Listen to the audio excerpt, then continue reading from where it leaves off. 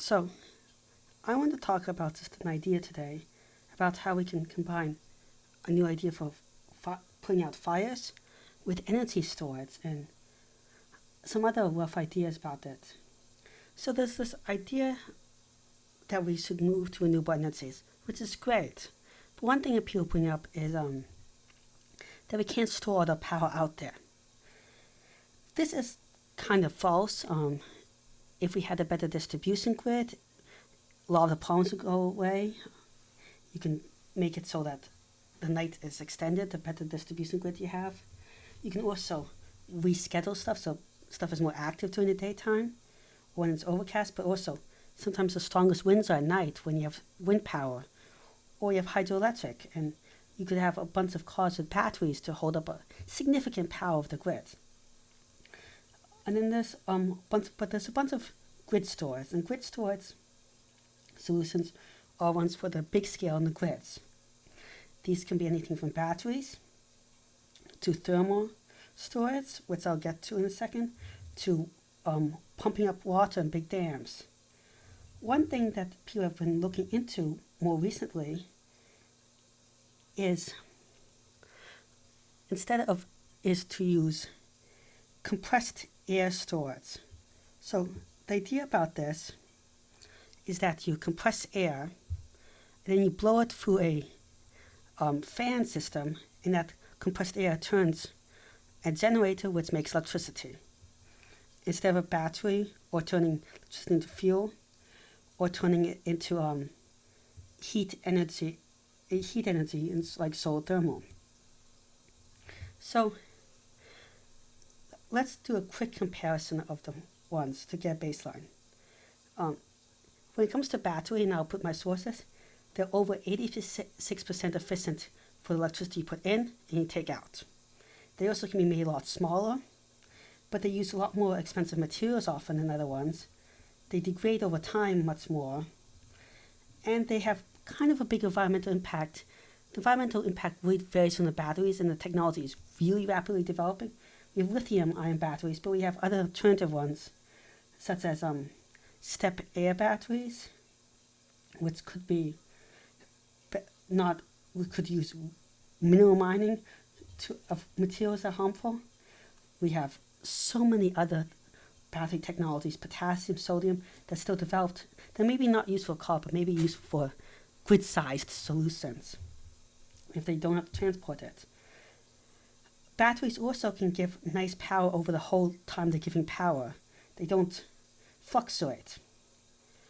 One of the most efficient for quick operations, though, is one a great possibility is solar thermal.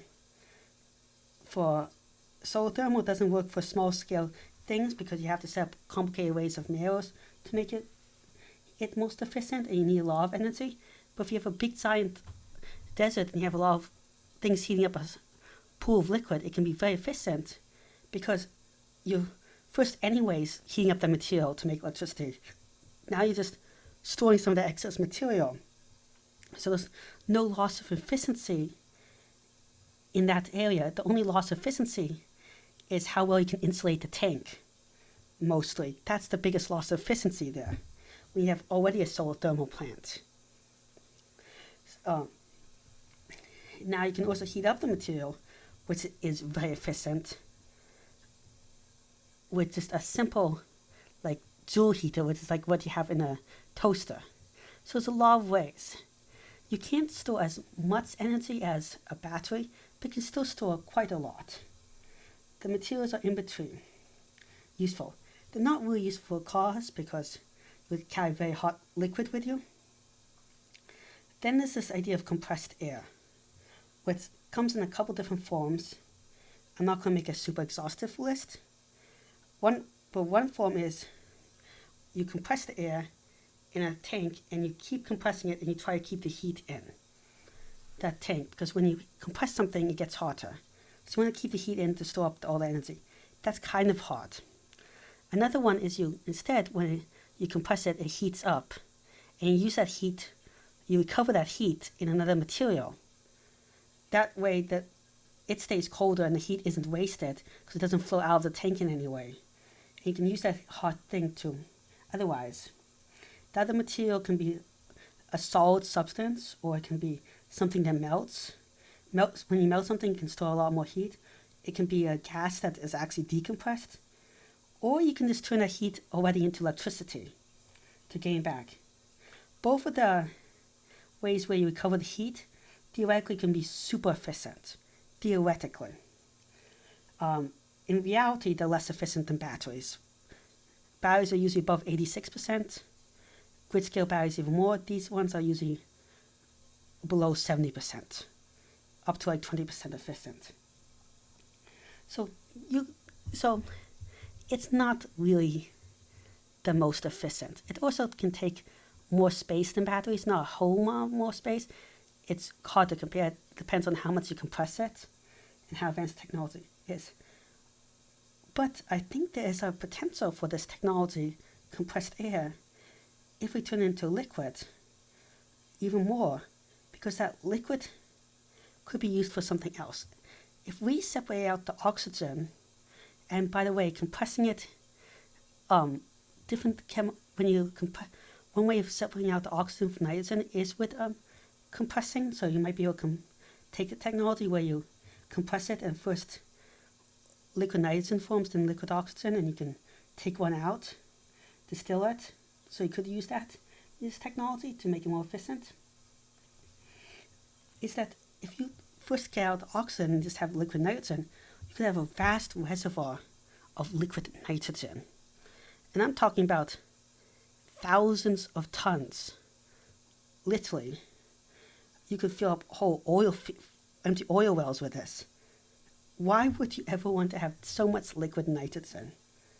Well, some people have been talking about using this as a firefighting technology. So the idea would be that you would store this and keep making it, and when you would, yes, deplete the batteries, but when there's a bad fire, you could use this to fight the fire. And it has a couple benefits over water, which we oftentimes run out of water when fighting fires. That's already a problem. We're not having enough water around. It's happened multiple times in the California fires. So having extra is that it's extra cold. It's less, it spreads, when it heats up, it spreads out more. So it suffocates a long, bigger area when it spreads out. And it's easier to pump than water. It's less viscous. And there's a couple other ones. It absorbs more of the heat. It can damage the soil less. There are some major disadvantages is that it's cold and harder to handle. It can more explode because it can heat up. So it's hard to handle. But it's there. It's easier to pump, but could it explode more? And it does also leaves the area faster, so oxygen can come back in. The main thing that still works is suffocation, but can suffocate a wider area. So the idea would be that we could have these giant liquid nitrogen reservoirs to put out massive fires, and then we could replenish these ones, unlike the water reservoirs, easily just by using a ton of using electricity just to make more and more, purifying it from the air continuously, over and over again. The getting enough water is already a huge task, and finding enough water that's good enough. And we don't want to use salt water. We can use salt water, but salt water damages the environment and forests much more than nitrogen, which just evaporates off. So, in liquid nitrogen, you can't use as much where there's people or living creatures, but you could use it in an open blaze. Salt water leaves around too much salt and damages the soil. So it's definitely an idea, and I see a huge future out there for it.